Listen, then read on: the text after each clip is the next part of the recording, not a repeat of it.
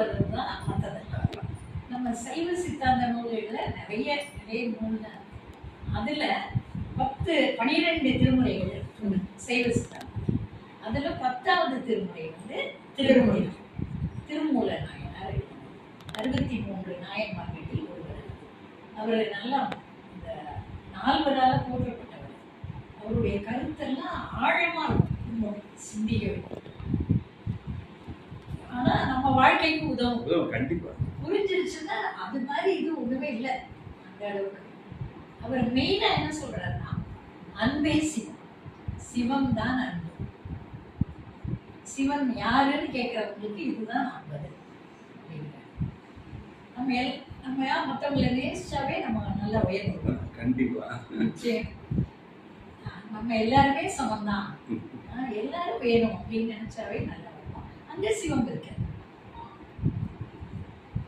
திருமந்திரத்துல இன்னைக்கு ஒரு சின்ன இன்ட்ரோடக்ஷனா முதல் பாடல் மட்டும் பார்க்கலாம்.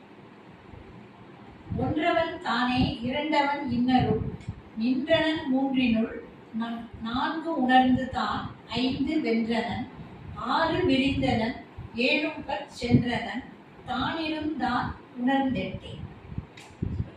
ஒன்றவன் பரம்பொருள் வந்து 2 இல்லை, தனி பொருள் தான்.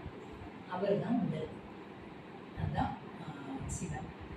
அந்த இறைவன் வந்து இரண்டவன்கிறது என்னன்னா, அந்த இறைவன் சிவனும் சக்திங்கிற அருள் இரண்டால் காட்சி அளிக்கிறான். நம்ம அம்மன் சாமி எல்லாம் ஆனா ஒண்ணுதான், அது இரண்டாக காட்சி நமக்கு காட்சி. அப்புறம் 3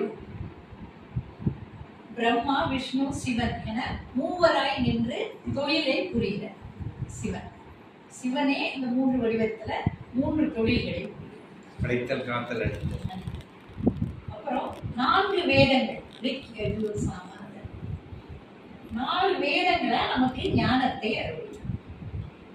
அதை உணர்ந்து படிக்கிற போது ஞானம் கொஞ்சம் கொஞ்சமா நம்மளை நோக்கி வந்து. அப்புறம் 5 வென்றன.